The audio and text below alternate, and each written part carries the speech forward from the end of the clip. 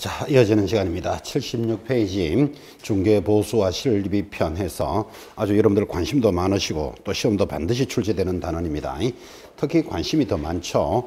보수 때문에 사실상 공부하고 계시잖아, 그죠?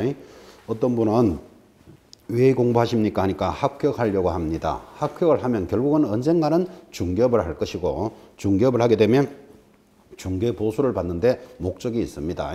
그러니까 결국은 우리가 수업하는 목적이 여기에 있기도 합니다. 그래서 중요한 단원입니다. 제일 상단에 보니까 출제 경량 2문제가량 출제된다 이랬습니다. 자, 그러니까 중개보수는 이론 문제 하나, 계산 문제 하나, 약 2문제씩 그렇게 출제를 해오고 있습니다. 자, 내려가서 1. 중개보수 청구권 하는 단원부터 이론이 출발을 합니다. 자, 이론은 이렇게 갑니다.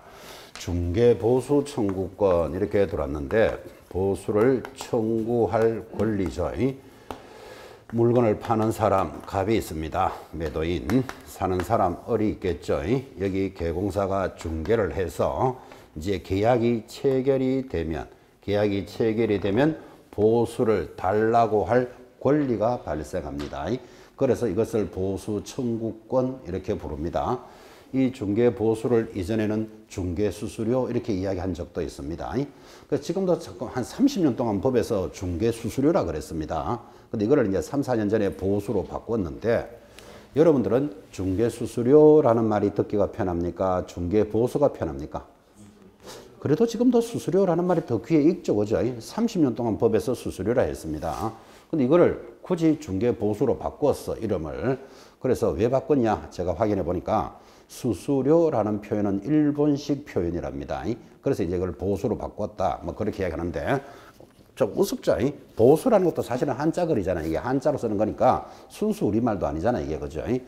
그런데 중개 수수료 청구권이 지금은 이제 보수 청구권이다. 이렇게 부르고 30년 이상 중개 수수료가 들어왔기 때문에 가끔 수업 시간에도 수수료라는 말이 나올 겁니다. 그러면 여러분들은 중개 보수를 이야기한다. 그렇게 이야기합니다.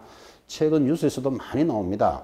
지금 아파트 가격이 갑자기 급등을 많이 했으니까 상대적으로 중개 보수도 많이 올라갔겠죠. 그죠?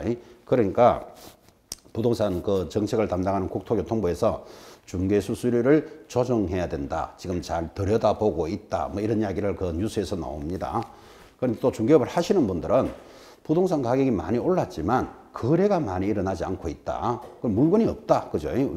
전세 물건도 없고 없으니까. 그러니까 가격이 올라가는 거잖아요. 지금. 그죠? 물건이 없으니까 실질적으로 개공사들에게 수입은 늘어난 것게 별로 없다. 정책만 엉망이다. 지금 그런 이야기를 하고 있는 겁니다. 근데 이거 보수 손대면 전국의 개공사들 또 전부 협회에서 모여가지고 또 의사 한번 합니다. 그래서 함부로 손 잘 못 댑니다. 이런 거. 자, 그런 개념들을 잡으시면서 보수라 출발했는데 우리 교재는 이 보수를 언제 받을 수 있느냐부터 정리를 해줬습니다. 1번 중요합니다. 상단에 동그라미 1번 보수의 지급 시기는 언제 한다? 대통령령으로 정한다. 그래서 바로 밑에 대통령령에 가보니까 보수의 지급 시기는 개공사와 의뢰인 간의 약정에 따르되 약정의 동그라미 약정이 없으면 중개대상물의 대금 지급이 완료된 때로 한다. 지급이 완료된 때가 언제지요? 잔금 지급시 한다. 그 말이에요. 그죠? 옛날에는 계약금이었어서요. 지금은 잔금 지급시로 이해를 딱 하셔야 됩니다. 자, 다시. 수수료가 있으면 지급 시기 언제입니까? 이렇게 물으면 뭐라고요? 약정에 따르되 약정은 뭔가 하면 계약금 줄 때 줄게, 중도금 때 줄게요. 이렇게 약정이 있으면 약정에 따르고 없다면 대금 지급이 완료된 때, 대금 지급이 완료된 때가 언제다? 잔금 지급 시에 지급합니다. 이렇게 이제 법 조문을 보셨지만 그죠? 현실적으로 참 차이 많이 납니다. 제가 한번 물어볼게요. 현실적으로 차이 난다는 것은 중개사무소를 통해서 부동산 거래해 본 적이 있습니까? 언제? 한 달 전에. 얼마 안 됐다, 그죠? 그럼 한 달 전에 중개사무소를 통해서 거래를 뭐 사거나 팔거나 세를 얻거나 했겠죠? 그러면 당연히 중개보수 지급했겠죠? 중개사무소를 통해서니까. 언제 보수 지급했습니까? 근데 엊그제 한 거는. 엊그제 했으니까 아직 시간이 많이 안 됐다, 그죠? 분양이어서 뭐 분양이든지 뭐 원룸이든지 이런 수수료 지급했습니까 일단? 분양 같은 경우는 분양회사에서 커미션을 개공사에 주더라고요. 제가 안 줬어요. 개공사 자기는 수수료 준 적이 없네 그러니까 좀 특수한 경우에서 좀 질문하기가 좀 못하네. 다시 또 시간이 한 달밖에 안 됐어. 보통 한 달밖에 안 됐으면 계약이 완결이 잘 안 되잖아. 그죠? 그래서 질문이 약간 각도가 달라져요. 중개사무소를 통해서 부동산 거래 본 적 있습니까? 한 번도 안 해봤습니까? 지금까지? 대답하기 싫어서 그런 건 아니고. 부동산을 통해서 한 번도 거래 안 해보셨대. 그러면 안 되고. 중개사무소를 통해서 부동산 거래 해봤습니까? 언제? 응? 작년에. 그럼 한 1년 됐다. 그죠? 뭐 했어요? 샀어요? 팔았어요? 뭐를 했어요? 팔았어요. 그래요. 뭐 얼마에 팔았는지 이런 건 안 물어볼게요. 그러면 중개사무소를 통해서 부동산 하나 팔아봤구나. 그러면 수수료 지급했습니까? 당연하지. 중개사무소를 통해서니까. 그래서 제가 묻고 싶은 거 언제 지급했습니까? 예? 잔금 받는 날. 팔았으니까 잔금을 받았겠죠. 그죠? 잔금 받는 날 지급했습니까? 지급했습니까? 매도인은 매수자죠. 하나 팔았다 그랬죠. 그 팔한 자는 그 잔금을 받아야 되잖아. 그죠? 잔금 받고 수수료 지급했다. 뭐 그럴 수 있겠네. 그죠? 매수자들 있잖아요. 사는 사람은 저 사람한테 잔금을 지급하고 바로 수수료 줬을까요? 안 줬을까요? 뭐 죽거나 그랬겠지. 뭐 법에 그래 돼 있으니까. 그죠? 근데 현장에 나가보면요. 사는 사람은 잔금 주면서 지급하지 않고 샀으니까 바로 뭡니까? 등기 신청하잖아. 그죠? 그럼 등기하면 보통 한 일주일 걸려요. 등기 오는 거 보고 지급하는 사람도 있어요. 그죠? 또 등기 오면서 지급하는 사람도 있지만 그때도 지급 안 해. 사는 사람은 자기가 이사 가서 지급하는 사람도 있어. 그죠? 또 이사 가는 날 전날에 집이 제사 지내면 제사 모시고 난 뒤에 그 다음날 지급하는 사람도 있어요. 어떤 사람 이사하고 모욕 갔다 와서 지급하는 사람도 있어요. 어쨌든 시점이 다 다르다고. 그래서 가만히 한번 생각해 보시면 보통 수수료 내 잔금 지급할 때 지급했습니다. 하지만 잔금할 때 지급 안 한 사람 태반입니다. 태반. 파는 사람이야 뭐 등기하고 관계는 없으니까 그냥 그래 지급할 수 있는데 사는 사람은 또 등기하는 거 봐야 돼. 그죠? 등기 오는 거 보면 무슨 일주일 걸려요. 일주일. 그죠? 등기 보고도 또 이사한테 가서 줄게요. 이런 사람도 있고. 그죠? 그래서 다양하다 이 말이에요 지금. 근데 법에서는 어떻게 돼 있다고? 대금 지급이 완료된 날. 요거 기억하라고 지금 그 일부러 그 이야기를 한 거예요. 자, 그럼 지급 시기는 알았고 이런 보수를 받는 것에 대한 이론 문제가 자, 청구권은 1번 어떻게 하면 발생할까요? 2번 발생을 했으면 받아야 되잖아요. 어떻게 하면 행사할까요? 3번 보수 청구권이 어떻게 되면 소멸할까요? 소멸의 조건이 있는데 우리 교재는 지금 소멸의 조건만 딱 적어놨어요. 그만큼 소멸이 중요하다 이런 뜻이에요. 소멸도 다시 교재를 보겠지만 자, 물어봅시다 여러분.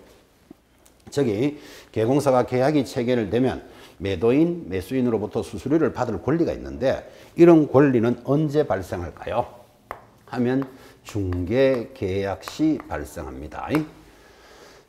지난주에 공부했습니다. 중개계약과 거래계약 반드시 구분해야 되고 중개계약과 거래계약을 지금도 그놈이다 이렇게 대답하면 틀린다 이런 이야기도 많이 했는데 중개계약이 뭐였지요?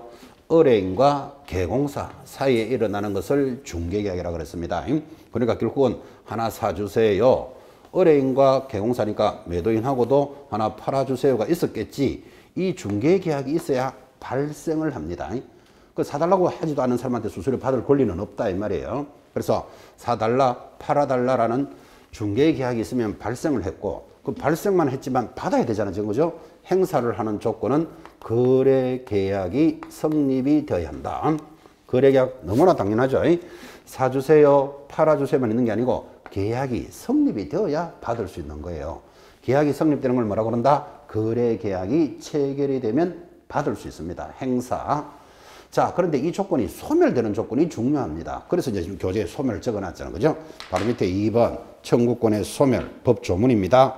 동그라미 1번 개공사의 고의과실로 인하여 자 길게 동그라미 합니다. 개공사의 고의과실 길게 동그라미 하고 인하여 당사자 간의 계약이 무효 취소 해제가 되면 자 무효 취소 해제는 계약이 깨지면 그 말이에요. 보수를 받을 수 없고 이미 수령한 것은 반환까지 되어야 할 것이다. 동그라미 2번 바로 밑에 그때 개공사의 고의과실 없이 이번에 줄 것입니다. 거래 당사자 간의 사정 줄 닦아놓고 당사자 간의 사정으로 줄 꺼놓고 계약이 무효 취소 해제된 경우에는 수수료를 보수를 받을 수 있다 이렇게 돼 있죠. 그죠? 얼마나 중요한가 하면 제가 읽어드렸으니까 대답해 봐요. 자, 중개계약이 있으면 발생하고 거래계약이 있으면 행사하는데 어떻게 하면 소멸합니까? 하니까 지금 동그라미 한 것이 개공사의 뭐에 의해서 고의 과실로 인하여 이 거래계약이 무효되거나 해제되거나 취소가 되면 소멸하겠다. 지금 교재를 읽어드렸다고요. 그럼 이 말을 잘 들어보면 소멸의 조건에는 바로 밑에 줄 것이었지만 거래 당사자 사정으로는 소멸하지 않는다 이랬다고 적은 거죠. 그래서 이 표현을 의미를 잘 보셔야 된다. 지금 이렇게 이야기합니다. 원래 수수료에 관련된 문제, 이론 문제 하나, 계산 문제 하나 나온다 그랬죠. 그죠? 여러분들은 원래 이 소멸을 특별히 잘 보고 계셔야 됩니다. 시험이 나올 때가 돼 갑니다. 자, 다시 대답합니다. 중개계약이 있으면 발생하고 거래계약이 있으면 행사할 수 있다. 그죠? 근데 거래계약이 무효, 취소, 해제가 되는데 누구 사정으로? 개공사의 고의과실로 계약이 깨지면 소멸하겠다 그랬습니다. 그 말은 당사자 사정으로는 소멸하지 않는다. 그 말하고도 같은 거예요. 당사자 사정은 수수료를 보수를 받을 수 있다. 그런 뜻입니다. 자, 이게 편안하면서도 그죠? 여러분들이 굉장히 헷갈려 합니다. 그래서 이거를 이제 앞으로 시험 치는 날까지 이렇게 쉽게 풀이합니다. 해석하는 거를 시험 칠 때까지 한 50번 듣게 될 거예요. 이 말을 이렇게 이야기합니다. 여기 매수자가 아파트를 하나 사주세요 하는 게 중개계약이잖아. 그죠? 그럼 매수자가 중개계약을 하고, 그러니까 너무 법률적이니까 좀 쉽게 을을 세대기 이렇게 이야기하겠습니다. 세대기 뭔가 하면 세대기 나 다음 달에 결혼할 거니까 아파트를 하나 사주세요. 이렇게 중개를 의뢰합니다. 그럼 의뢰인과 개공사 간의 중개계약이 성립했잖아. 그죠? 그래서 세대기 아파트 하나 구해주세요 하니까 개공사가 열심히 일을 해서 이제 아파트를 소개했습니다. 뭐 예를 들면 부산 해운대 쪽에 있는 아파트를 하나 샀다고 칩시다. 해운대에 있는 아파트를 뭐 전세인지 계약인지 1억에 계약을 합니다. 1억에 계약을 하면 보나마나 계약금 1,000만 원 이렇게 지급을 하니까 계약이 성립이 됐겠죠. 그래서 계약금 1,000만 원을 지급하고 중개 계약이 있었는데 거래 계약도 성립했다. 지금 이랬잖아요. 그죠? 그럼 수수료 받으면 되겠죠. 근데 이 세대기 계약금 1,000만 원을 걸어 놓고는 시어머니 될 사람한테 갑니다. 자, 내가 다음 달에 결혼하면 살려고 아파트를 계약하고 왔습니다. 오늘 계약금도 1,000만 원 주고 왔습니다. 이렇게 인사를 하러 가는데 사실은 자랑하러 간 거예요. 나 아파트 계약하고 왔습니다. 이제 이야기인데 그쪽에 부산 쪽에는 해운대에 있는 시어머니 졸도하는 사람 많습니다. 갑자기 그 이야기 듣고는 3만 원 들고 영도 다리 밑에 가면 촛불 켜놓고 비는 데 있습니다. 가가지고 우리 며느리가 여기에 아파트를 계약했다는데 어떻습니까? 하니까 거기서 뭐라고 이야기하는가 하면 그 방향으로 가면 당신 아들은 해롭소 이런 이야기를 듣습니다. 누가 해롭다고요? 아들이 해롭소. 그러면 시어머니 될 사람 졸도해 버립니다. 며느리가 해롭소 이러면 좀 걱정 좀 덜 합니다. 그래도 그죠? 아들이 해롭소 이래 되면 세대기 이쪽으로 이사 갈 수 있다 없다? 상식적으로 이사 못 가겠죠? 세대가 못 갑니다. 헌대건 갈까요? 안 갈까요? 헌대건 갑니다. 지금 계약금을 1,000만 원 줘놨는데 지금 안 가게 됐나, 그죠? 그래서 가는지 안 가는지 보면 헌대인지 뭐 세대인지 중고대인지 구분할 수 있습니다. 헌대가 절대로 시어머니 말 그런 말 안 듣습니다. 그냥 갑니다. 자, 그러면 세대기 이사를 못 가요. 그러면 중도금 지급할까요? 안 할까요? 중도금 지급 못 하겠지. 잔금 지급할까요? 당연히 잔금 지급 안 되겠지.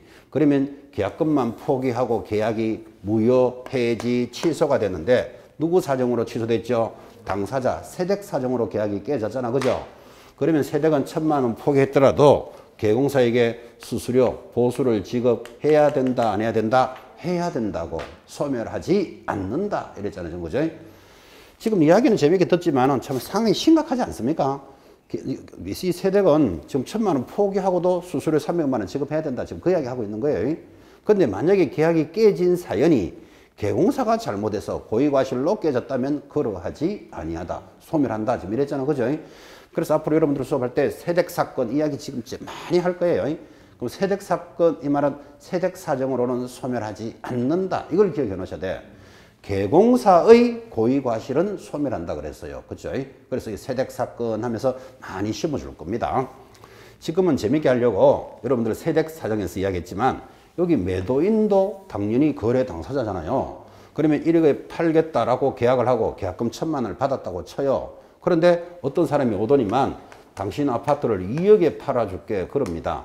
그러면 여러분이 매도인이어도 안 된다. 나 계약한 대로 1억에 팔 거야. 그래야 되겠습니까? 계약을 깨야 되겠습니까?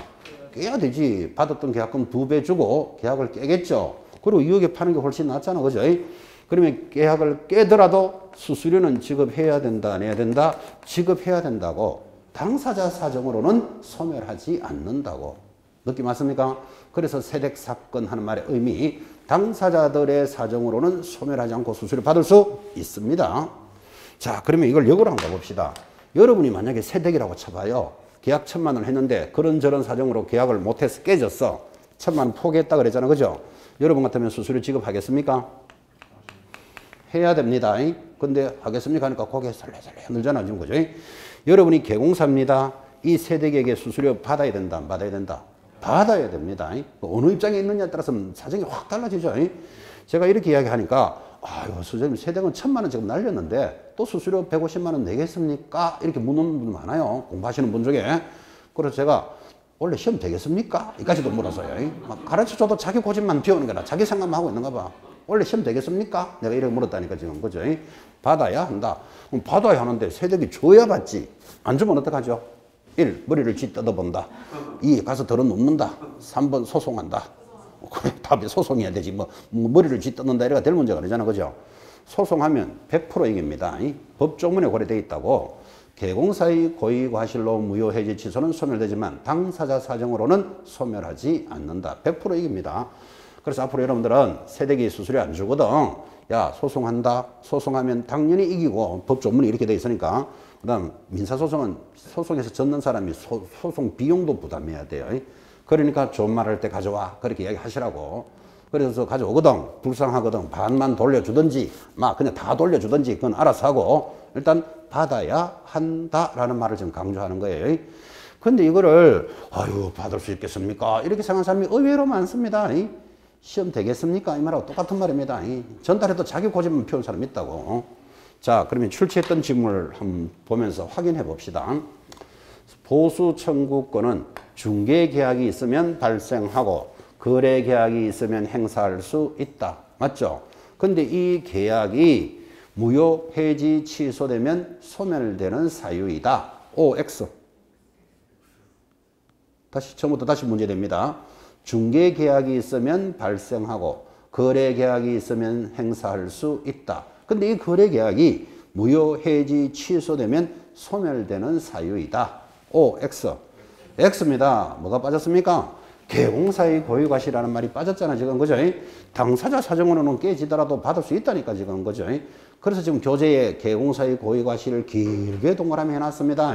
빠지면 안 된다. 라고 크게 강조했고, 이를 좀 더 이해 잘 시키려고 세댁사건 이런 거 가지고 이야기했습니다. 그래서 앞으로 여러분들 수업 시간 중에 문제 풀이는 할 때 이거 세댁사건 기억하십니까? 하면 세댁사정으로는 소멸하지 않는다를 생각해야 되지 헌되게 반대말 계속 이상한 생각하고 있으면 안 됩니다. 그래서 세댁사건 하는 말의 의미도 한번 들어보시고 현장에서 많이 일어납니다. 자, 발생행사 소멸을 보면서 네 번째 청구권의 범위입니다. 아니 얼마를 주길래 이렇게 말이 많을까요? 자, 내려가면 청구권의 보수의 범위 찾았습니까? 1. 주택의 보수는 이렇게 받고 주택의 동그라미. 오른쪽 갑니다. 표 밑에 2번 주택 외의 보수는 이렇게 받고 주택 외 동그라미. 바로 밑에 동그라미 2번에 오피스텔 하는 거 보이십니까? 오피스텔에 일단 동그라미. 자, 그러면 이렇게 되네요. 보수를 받는 범위는 우리 법에 세 가지로 되어 있습니다. 자, 첫 번째 주택은 이렇게 받고 2번 줄 거 들어있죠. 주택 외에 대해서는 이렇게 받고 3번 오피스텔은 이렇게 받겠다. 이제 이렇게 돼 있는데 이거를 이렇게 말하는 분 많습니다. 이 수수료를 받는 범위는 주택과 토지로 구성되어 있다. 그러면 틀려요. 주택과 토지가 아니고 뭘로 되어 있다? 주택이냐 주택 외냐로 되어 있다고. 그러면 토지, 이 주택은 뭐죠? 주택은 아파트, 빌라, 원룸 이런 게 주택인 건 아시죠? 그럼 주택 외에는 뭘까요? 토지, 상가, 빌딩, 공장 이런 것들은 주택 외겠지. 이 정도는 구분하시겠습니까?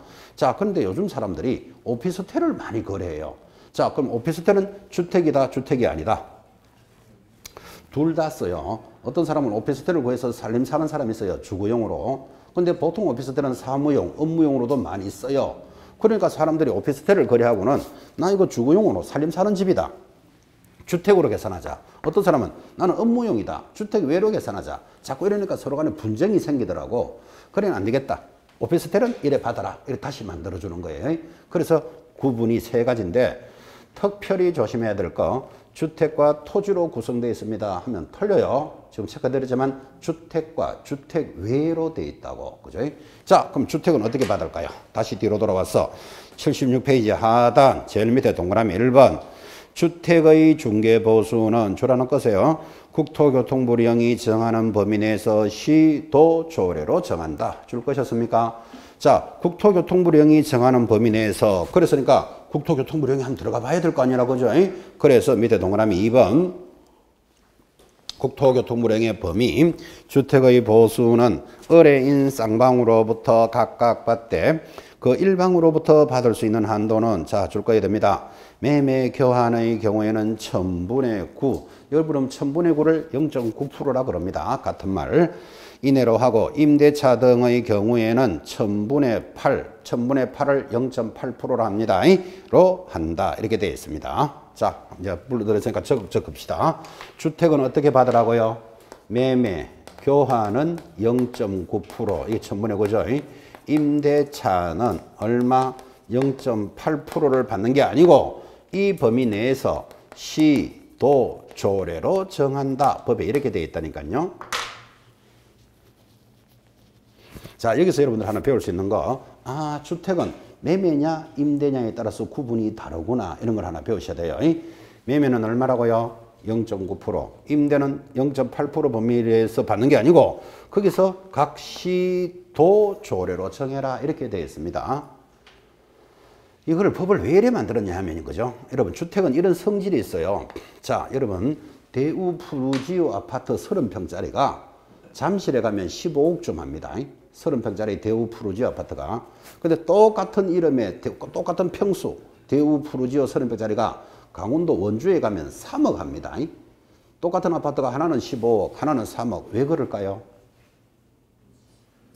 땅값 때문에 그래요. 땅값 때문에. 그래서 가격이 다른 거예요. 그럼 여러분 잘 알다시피 똑같은 대우 푸르지오 아파트 15억짜리를 사거나 3억짜리를 사고 팔거나 수수료가 얼마다 이러면 뭔가 좀 형편이 안 맞잖아. 그죠? 그래서 그런 아파트 가격은 서울 물건은 서울시장이 제일 잘 알 것이고 강원도 물건은 강원도지사가 제일 잘 알 것이니까 이 범위 내에서 각 시도에서 결정해라. 법을 이렇게 정하는 거예요. 아, 주택은 그래야 될 이유가 있구나라는 느낌을 가지셔야 돼요. 시험에서 주택은 매매는 0.9, 임대는 0.8%를 받을 수 있다. 무조건 X예요. 그 범위 내에서 각 시도 조례로 정한다. 됐습니까? 법조문을 이해했습니다. 자, 그 다음에 이제 이번엔 주택 외인 물건은 주택 외에는 뭐라고 그랬죠? 토지, 상가, 공장, 빌딩 뭐 이런 거겠지. 자, 이런 것들은 오른쪽 한번 봐요. 역시 주택 외의 보수는 역시 국토교통부령으로 정하는데 그 2번 오피스텔을 빼고 뭐, 그게 3번 봐야 되겠네요. 그 박스 중간에 보면 동그라미 3번 찾았나요? 위 오피스텔을 제외한 주택 외인 물건은 의뢰인 쌍방으로부터 각각 받되 줄 것입니까? 금액의 1000분의 9 줄 닦고 놓고 이내에서 의뢰인과 개공사가 서로 협의하여 결정한다. 협의의 동그라미. 했습니까? 자, 법조문은 이렇게 되어 있습니다. 주택 외인 물건은 어떻게 됩니까? 하니까 첫 번째 조심할 거 매매, 임대하고 구분이 없어. 그냥 0.9% 범위 내에서 자기들이 협의해서 받아라 이랬습니다. 그러니까 이게 주택하고 다르게 성질이 공장을 사거나 뭐 빌딩을 사거나 오피스텔이 아니고 뭐 예를 들어 뭐 모텔을 사거나 이런 것들은 필요한 사람이 필요한 자리에서 사는 거니까 굳이 각 시도에서 얼마로 결정할 필요는 없다. 0.9% 범위 내에서 자기들끼리 당사자들끼리 협의해서 받아라 그랬다고요. 자, 그런데 이제 지금 오피스텔을 많이 거래한다 그랬잖아요. 그럼 오피스텔은 주거용도, 주택도 됐다가 업무용도 됐다가 이렇게 되니까 오피스텔은 별도로 이렇게 받아라. 어떻게 되는가 하면 박스 봅니다. 자, 오피스텔 바로 위에 동그라미 2번 보시면 매매 교환은 1000분의 5 찾았습니까? 1000분의 5를 0.5%라 그럽니다. 옆에 임대차는 1000분의 4, 0.4%인데 바로 밑에 조건 건축법 시행령에 따른 다음 조건을 갖춘 오피스텔로서 기업 전용 면적이 85제곱미터 이하이고 85제곱미터가 전용 면적이면 30평짜리입니다. 85제곱 이하이고 니은 상하수도 시설에 줄 하나 꺼놓습니다. 상하수도 시설이 갖추어진 전용 입식부엌, 전용 수세식 화장실 및 모욕시설을 갖추면 매매는 0.5, 임대는 0.4를 받아라. 근데 바로 밑에 3번 위 오피스텔을 제외한 물건, 중개대상물은 0.9% 범위 내에서 서로 협의한다. 그럼 적으면 이래 되죠. 오피스텔은 어떻게 받아라고요? 조건이 있어. 85제곱미터 이하이고 전용 수세식 화장실 부엌이 있고 이렇게 나가면 이거는 주택으로 보는 거예요. 그래서 전용 수세식 입식 부엌이 있으면 매매는 얼마? 0.5%, 임대는 얼마? 0.4%를 받는데, 자, 이 조건 외, 그 외에는 뭘로 본다? 상가로 보니까 0.9% 범위 내에서 협의하라. 지금 이렇게 정리가 된 겁니다. 이게 중개보수에 대한 법 조문이니까 여러분 이 정도는 익혀 놓으셔야 됩니다. 이제 이번 입문 과정에서는 이론만 이렇게 정리하지만 앞으로 여러분들은 계산식, 계산 문제도 푸는 연습도 훈련을 해볼 거예요. 자, 근데 법 조문이 이해가 되어야 계산도 나오는 거잖아. 그죠? 그래서 세 가지를 익혀보도록 합니다. 자, 다 필기했으면, 필기 안 하셔도 되는데, 필기하셨으면 다시 물어봅니다. 중개보수는 어떻게 범위가 되어 있습니까? 주택이냐, 주택 외로 되어 있습니다. 주택은 어떻게 봤습니까? 매매 교환은 0.9%, 임대는 0.8% 범위 내에서 각 시도 조례로 정한다. 두 번째, 주택 외인 물건은 매매, 임대 구분이 없어. 그냥 0.9% 범위 내에서 자기들끼리 협의한다. 됐습니까?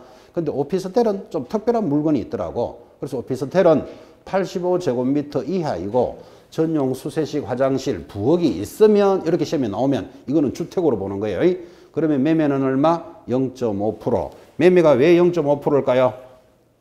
오피스텔이니까 0.5. 그래 기억해요. 오피스텔이니까. 그럼 매매를 0.5 잡아야 임대는 0.4를 여러분 찾아낼 수 있다고. 자, 매매는 얼마? 0.5%. 왜 0.5%죠? 오피스텔이라고 그랬잖아. 지금 오피스텔. 그럼 0.5 기억해요. 그럼 임대는 얼마? 0.4%를 받는데 이제 이 조건이 없으면 자동으로 뭘로 본다? 상가로 보는 거예요. 주택 외로 보니까 0.9% 범위 내에서 자기들끼리 협의한다. 이 법조문을 가지고 계산 문제 참 많이 나왔었습니다. 하나씩 앞으로 계속 훈련시킬 거예요. 자, 그래 놓고 내려가니까 교재 77페이지 하단 3번 보수의 계산 이제 공식이 나옵니다.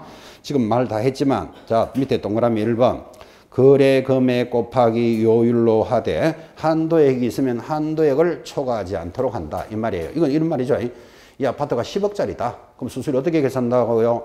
10억 곱하기 요율로 계산한다. 이 말이에요. 그럼 요율은 얼마인데요? 요율은 얼마인지 알 필요 없어요. 왜? 시도 조례로 정하니까 여러분 시험 칠 때 0.5%를 하겠다, 4%를 하겠다고 시험에 준다고요. 그러면 교재 제일 위에 거기 77페이지 위에 표가 있는데 제일 위에 표를 서울특별시 조례다 이래 놨잖아. 그죠? 이거 암기할 필요 있다 없다? 절대로 암기할 필요 없다. 왜? 여러분 우리 서울 물건만 거래한다는 보장이 없잖아. 어차피 공인중개사는 업무 지역이 전국이에요. 그러니까 아 표가 이렇게 돼 있구나 참고로 보는 거지 공부 못하는 사람의 특징 시험에 안 나오는 이런 것만 암기하는 사람이 있습니다. 절대로 암기하지 마라 그랬잖아. 그죠? 시험 칠 때 표를 준다니까 0.4%로 하자 5%로 주자 이렇게. 자 그렇게 해서 매매 금액 곱하기 요율로 계산합니다. 2번 교환 계약의 경우에는 자 교환에 동그라미 해놓고 금액이 큰 것을 기준으로 한다. 이제 공식을 기억하는 거예요. 교환은 이래 일어나는 거예요. 자 아파트 5억짜리가 있다고 칩시다. 하고 뭐 전원주택 3억짜리가 있습니다. 서로 교환을 하자 그럽니다. 교환하면 아파트 5억짜리를 넘기고 주택 3억짜리를 받습니다. 그럼 이게 5억 대 3억을 1대1로 할 수는 없잖아. 그죠? 그래서 주택을 가지고 있는 사람은 보충금을 2억을 지급합니다. 이렇게 해서 이제 교환이 일어나는데 이 교환을 잘하는 개공사는 아주 능력 있는 사람입니다. 이쪽 사정을 잘 알고 있어야 돼. 아파트 파는 사람. 그 다음에 전원주택을 파는 사람도 잘 알아야 돼. 전원주택 있는 사람은 도시에 나가서 아파트 살고 싶고 아파트 있는 사람은 나 이제 시골 가서 전원주택에 좀 살고 싶은 거예요. 서로 이해관계가 딱 맞으면 물건을 교환합시다. 이렇게 된다고. 그때 1대1로는 못하니까 주택 3억을 가지고 있는 사람은 보충금 2억을 지급하면서 이제 교환이 되는 거예요. 그러면 수수료 어떻게 받아야 되느냐? 지금 이야기 하잖아. 지금 그죠?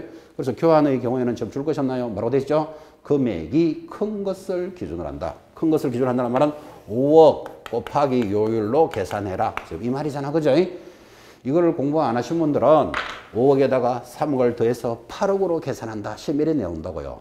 또 8억을 나누기 2 해가지고 평균 4억으로 계산한다. X에 보충금을 포함한다. X에 보충금 포함 안 하잖아. 큰 것을 기준으로 계산해라. 됐습니까? 공식 기억해 놓으셔야 돼. 교환이면 어떻게 한다? 큰 것을 기준으로 한다. 3번도 시험에 잘 나옵니다. 임대차 중 보증금 외에 차임이 있을 때는, 차임을 우리말로 하면 월세가 있을 때는 그 말이에요. 자, 보증금 더하기 월세 곱하기 100으로 계산하되 산출한 금액이 밑줄 긋습니다. 5천만 원 미만 줄 닦고 놓고 이면 보증금 더하기 월세 곱하기 70으로 계산한다. 이건 계산 한번 해보는 게 편하겠죠. 자, 여러분들이 보증금 뭐 1,000만 원에 좀 작은 물건이겠죠. 월세가 30만 원이다. 그리고 2년을 기간으로 계약을 했다. 수수료 계산하시오. 만약에 시험에 이렇게 나온다면 보증금 얼마? 1,000만 원 더하기 월세 얼마? 30만 원 곱하기 100으로 해라. 지금 공식을 줄 거잖아요. 그죠? 그러니까 여러분들은 기간 이런 것들은 전혀 수수료 계산하는데 도움이 되지 않죠. 이런 건 함정이에요. 기간, 권리금은 얼마를 받기로 하고 관리비는 평당 10만 원으로 한다. 이런 거 넣으면 다 X에 계산하지 않는 거예요. 자, 보증금과 월세만 계산하는 거예요. 그래서 보증금 1,000 더하기 월세 곱하기 100으로 해라. 그러니까 30 곱하기 100, 3,000 합이 4,000이 나오겠지. 아, 4,000이 나오면 5,000이 안 되잖아 지금. 그죠? 5천만 원 미만이면 한 번 더 해라. 30만 원 곱하기 얼마로 해라? 70 해라. 이 말이잖아. 그죠?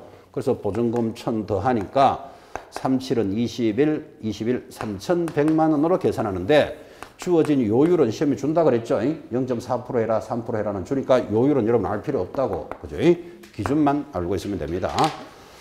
자, 보증금에 월세가 있으면 수수료 어떻게 계산한다고요? 보증금 더하기 월세 곱하기 100으로 계산한다. 근데 이걸 100으로 계산하니까 5천이 안 돼. 5천만 원 미만이면 어떻게 하라고요? 월세 곱하기 70으로 한다. 5천이 안 되면 좀 깎아주는 효과가 있는 거예요. 그죠? 그렇게 계산을 합니다. 넘어가서 이야기 다 됐고 계산돼 있죠. 그리고 큰 2번 보수의 적용 기준입니다. 자, 1번 또 동그라미 합니다. 동일한 물건에 대하여 동일 동그라미. 동일한 당사자 간의 동일 동그라미. 매매를 포함한 둘 이상의 거래가 동일 기회에 이루어지면 동일 동그라미. 동일 몇 번 했죠? 3번입니다. 동일이 3번이 들어오면 매매에 관한 금액만을 적용한다. 매매 밑줄 아주 시험에 잘 나오죠. 이거를 점유 계정이다 이런 말을 하는데 뭐 점유 계정 그런 건 몰라도 여러분 동일한 물건에 대해서 이게 아파트입니다. 소유자가 갑이겠지. 갑이 을에게 팔았어요. 파는 걸 뭐라 그래요? 매매. 자, 그러면서 매매하면서 자, 갑은 이제 집주인이니까 팔았죠. 팔았으면 어떻게 하죠? 팔았으면 이사 나가야 되잖아. 이제 팔았으니까. 근데 내가 전세 살게요. 그럴 수도 있다, 없다. 있죠. 우리는 이런 걸 전세 끼고 팔았다. 이런 말을 합니다. 자, 보다시피 동일한 물건에 대해서 동일한 당사자들이 동일한 기회에 매매도 하고 임대도 일어났다. 그러면 개공사는 매매 계약서 하나 작성했겠죠. 또 임대차 계약서도 작성했겠죠. 두 건을 작성했지만 뭐만 받아라? 매매에 관한 것만 받아라. 지금 줄 건 게 그거예요. 자, 그래서 항상 동일이 3번이면 뭐만 받는다? 매매에 관한 금액만 적용합니다. 그럼 시험은 어떻게 낼까요? 동일을 한번 좀 쓱 뺍니다. 여러분. 그러면 한번 빼면 둘 다 받는 거예요. 둘 다. 여러분 이럴 수 있잖아요. 갑이 을에게 집을 팔고 그리고 이제 이사 나갈 준비하겠죠. 근데 이사 나가려고 하면 이렇게 전세 밖에 알아보니까 마땅한 물건이 별로 없어. 그래서 을을 만나서 야, 내가 살고 있는 내가 그대로 전세 살게. 그러면 억수로 편하잖아. 이사 안 가도 되고. 그죠? 자, 동일한 당사자가 동일한 물건에 대해서 동일한 기회에 매매가 전세가 일어났습니까? 한 달 있다가 전세 일어났다고 했습니까? 지금 한 달 있다가 일어났는데 동일한 기회가 아니잖아. 그죠? 그러면 개공사는 둘 다 받는 거예요. 그래서 항상 동일이 3번이면 뭐만 받는다? 매매에 관한 금액만 적용합니다. 시험에서는 살짝 그 동일을 한번 빼낸다니까. 그죠? 의식을 딱 해놓으셔야 됩니다. 2번도 중요하죠. 건축물 조금 밑줄 긋습니다. 주택의 면적이 2분의 1 이상이면 이상이 일단 동그라미. 주택의 보수를 적용하고 주택의 면적이 2분의 1 미만이면 주택 외의 보수를 적용합니다. 자, 이상의 동그라미 해드린 이유가 이겁니다. 이런 거를 주상복합 건물이라 그럽니다. 여러분 밖에 대로변에 보면요. 1층이 상가예요, 상가. 2층은 주인이 사는 주택이에요. 자, 이런 물건을 거래했다고 칩시다. 그러면 주상복합 건물인데 이거를 주택으로 계산해야 되느냐, 상가로 계산해야 되셔서 가격이 확 달라져요, 이게. 나중에 한번 비교하는 거 계산도 한번 해보겠지만, 이렇게 동일한 물건에 대해서 주택과 상가가 이렇게 있으면 이걸 어떻게 계산해야 되느냐 하니까 지금 줄 거 들었죠. 주택이 얼마? 2분의 1 이상이면 주택으로 보겠다. 그랬잖아. 그죠? 여기 이상의 동그라미 한 이유는 2분의 1을 포함한다는 걸 잘 보라고 지금 이상의 동그라미 하셨어요. 그거를 2분의 1을 초과하면 이러면 여러분 틀린 거 찾아내겠나요? 그거 장난 아닙니다. 그런 문제. 그래서 이제 자꾸 이 그림으로 눈을 보셔야 돼. 주택이 2분의 1 이상이면 이 말은 2분의 1이 포함되어 있잖아, 지금. 그죠? 이거를 주택으로 봅니다. 여러분 시험에 이런 건 절대로 안 나옵니다. 1층이 상가입니다. 1층 상가. 2층도 상가입니다. 3층은 주택입니다. 그럼 3개층 중에 1층 상가, 2층 상가, 3층 주택. 그럼 이 물건은 뭘까요? 그 뭐나 뭐나 상가지. 3개층 중에 1층, 2층 상가고 3층 주택. 이런 문제 안 난다고 학생들이 다 알기 때문에. 자, 다시. 1층 상가, 2층 주택이에요. 3층도 주택이에요. 그럼 이 물건은 뭘까요? 주택이겠지. 3개층 중에 하나는 상가, 2개가 다 주택이면 이런 문제는 안 낸다고 다 학생들이 알기 때문에 어떻게 묻는가 하면 주택과 상가가 같으면 뭐가 됩니까? 이래 물어 들어온다고요. 자, 주택과 상가가 같으면 뭘까요? 주택과 상가가 같으면 이 주택이 2분의 1 이상, 2분의 1을 포함하고 있다고 그랬잖아요. 그죠? 같으면 주택으로 봐요. 그래서 이런 것들을 유념하셔야 돼. 이런 것들은 자꾸 이제 훈련을 좀 쌓아봐야 됩니다. 일단은 중요한 거 2분의 1 이상 이런 것들을 체크하시고 있습니다. 3번도 더 중요합니다. 중개대상물 소재지와 개공사 사무소 소재지가 다르다면 사무소 소재지를 관할하는 시도조례 굉장히 시험에 잘 나옵니다. 에 따라서 보수를 받습니다. 자, 이것도 한번 예상 문제. 지금 서울특별시 강남에 중개사무소가 있어요. 있는 자가 경기도 용인시에 있는 아파트를 거래할 수 있다 없다? 있죠. 개공사는 업무지역이 전국이잖아. 그죠? 자, 사무소가 어디 있다고요? 서울 강남에 있고 물건은 어디 있다고요? 경기도 용인에 있어요. 그러면 지금 지역이 다 다르잖아. 1번 서울시 조례로 받아야 한다. 2 강남 조례로, 3 경기도 조례, 4 용인시 조례. 만약에 이렇게 시험에 나왔다면 답이 몇 번? 몇 번? 1번 답이에요. 자, 지금 줄 꺼놓고 딴 생각하고 있죠. 동그라미 3번 한번 봐봐요. 중개대상물 소재지와 개공사 사무소 소재지가 이렇게 다르면 어디를 따라간다? 사무소 소재지를 관할하는 시도조례예요. 사무소가 서울 강남에 있으니까 어디? 서울시 조례다 이 말이에요. 그 1번을 못 체크하신 분은 이제 줄은 꺾고 생각은 다르게 하는 거예요. 이게 성교육의 특징이에요, 특징. 그래서 자꾸 이런 걸 심어준다고요. 그래서 수수료는 한번 봐봐요. 아까 매매는 0.9, 임대는 이제 발부터 시도조례지, 시도로 놀지, 시군구로 놀지 않습니다. 여기서부터 이제 의미 있게 잘 봐야 돼요. 그래서 시험에 이렇게 나왔다면 이건 1번이 답이에요. 이거를 물으면 꼭 물어야 되는 게 있어요. 계속 그렇게 물을 거예요. 서울 강남에 중개법인이 있어요. 그 서울 중개주식회사가 있다고요. 그리고 경기도 용인시에 지점이 있습니다. 분사무소. 서울 중개주식회사 용인 지점이 용인에 있는데 여기서 대전광역시, 대전시 유성구에 있는 아파트를 거래했어요. 다 다를 수 있잖아, 이렇게.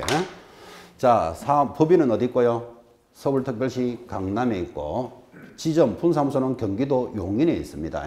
용인에 있는 지점에서 대전 유성구에 있는 아파트를 거래했어. 다 다르니까 수수료 1, 2, 3, 4, 5번, 6번 어디로 받아야 됩니까? 하고 물으면 답이 뭘까요? 답이 몇 번일까요? 답은 3번이에요. 3번. 분사무소 소재지 시도조례예요. 그 옆에다 하나 적어 놓으세요. 교재 옆에다가 분사무소는 분사무소 소재지 시도 조례. 그래서 어차피 물건이 있는 곳은 날 셌어요. 물건하고는 전혀 관계없고 사무소를 기준으로 하는데 여기서 참 재밌는 거, 여러분 지금까지 수업을 들으실 때 분사무소는 모두 주된 사무소를 따라갑니다. 전부 주된 사무소를 따라갑니다. 이렇게 배웠는데 딱 하나 아닌 게 하나 있다고. 수수료만 어디를 따라간다? 분사무소를 따라가는 거예요. 아주 독특하죠, 그죠? 오늘도 시험에 잘 나와요. 그래서 수수료는 분사무소 소재지 시도 조례입니다. 자, 여기까지가 이제 중개보수에 대한 내용입니다. 그래서 아까도 이야기했지만 중개보수도 받을 수 있지만 개공사는 실비도 받을 수 있습니다. 근데 중요한 게 보수죠. 그래서 단원의 95%가 보수에 대해서 이야기합니다. 근데 일단 실비도 받을 수 있다. 이건 아셔야 돼. 실비는 가볍게 두 가지가 있는데 1번 개공사는 의뢰인으로부터 중개대상물의 밑줄 긋습니다. 권리관계 등의 확인. 요거 하나 줄 것이고, 그리고 아까 진행했던 두째 줄에 계약금 등의 반환 채무 에스클로라는 말 아까 살짝 지나갔죠, 그죠? 거래 안전을 위해서 해당되는 실비를 받을 수 있다. 동그라미 2번. 시험에는 만약에 나오면 2번이 나옵니다. 권리관계 등의 확인에 소요되는 비용은 영수증 등을 첨부하여 누구 매도 임대 권리를 이전하는 자에게 청구한다. 이전의 동그라미. 여러분 이전하는 자가 어떤 자죠? 매도인, 그죠? 임대인한테 받을 수 있고. 동그라미 3번.